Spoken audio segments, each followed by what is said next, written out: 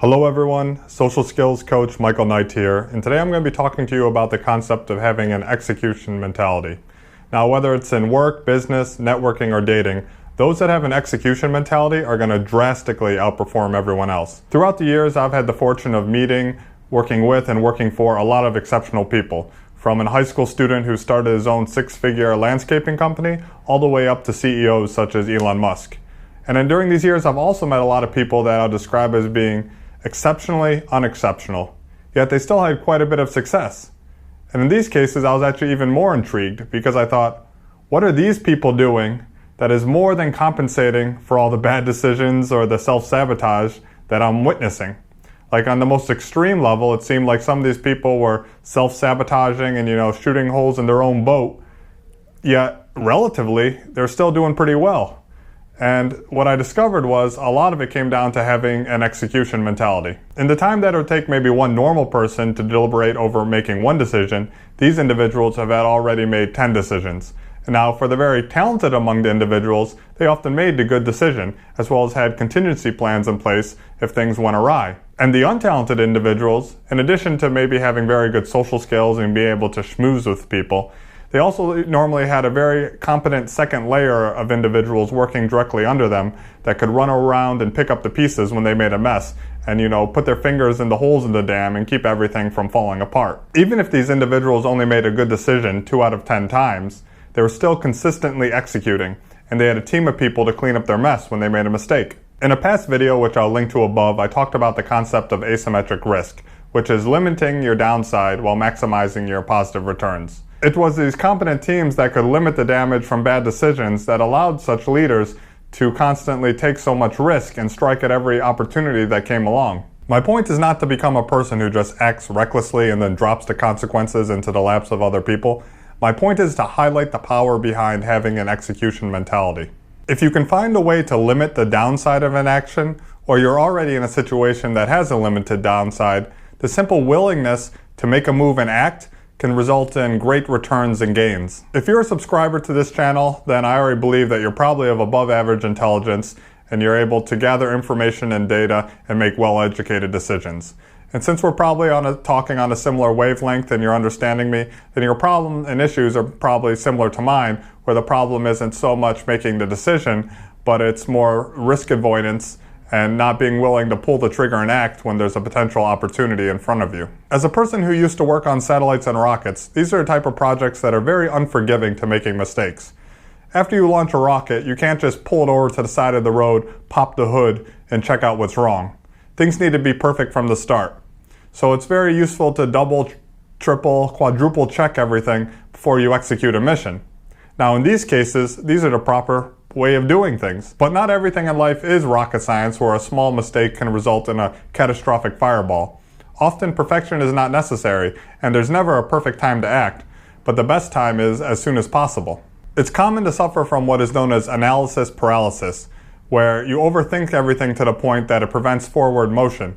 If you never pull the trigger and act, then you never can expect any results. And a lot of opportunities in life are very time sensitive. So if you don't act at all within that time period, then the default is a loss or failure. Especially when it comes to learning or doing new things, it's especially better to innovate a lot at the beginning, try a bunch of different stuff, see what works, see what doesn't work, learn from your mistakes, and then apply that knowledge to get better. This is especially true when it comes to improving one's social skills.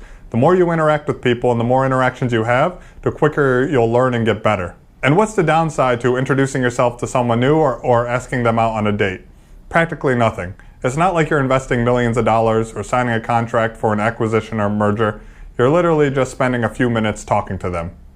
There's very little to lose. We can see iterative learning and adaptation everywhere, starting with our own biology and evolution of many generations, small adaptations and changes of adapting to environments, to programmers today using Scrum and Agile methods of developing software where they create things quickly and they test it and then they adapt it to what the customer wants, to training machine learning and AI, where millions and millions of simulations are run, where the machines learn from itself and learn what works and now can even beat world masters in a bunch of different games. We know that through practice and iteration, a person gets better when they use the knowledge to better their practices. An experiment was done with a bunch of people who are new to pottery, where some of the people were told, okay, try to spend all the time making the one nicest vase you can as possible out of this clay, while the other group of people were told you should make 10 vases in this time. Now, at the end of the time period, who had made the nicest vases? Was it the one person who spent all that time and effort just working on the one vase? Or was it the people who had to make 10 vases in the same amount of time? Well, it turned out to be those people who made 10 vases, because through the iteration of making all the different vases, they learned a little bit each time. So by the time they got to their final vase, they could take all the knowledge from all the previous vases they made, apply it, and make a much more nicer, beautiful vase in a shorter amount of time than the other person who just focused on the one vase the whole time. And this shows you the power of iteration. Capable people with an execution mentality are trying new things so often, they're almost destined to eventually come across success. Now let's talk about some of the things that might be holding you back from taking action in business or in other social interactions such as dating. You could be prevented by not clearly knowing what you want. If you're not really well grounded in your own values and your focus, and there's a lot of noise maybe coming in from family and friends telling you what you should be doing, you might not be able to act because you really don't know what you want to do.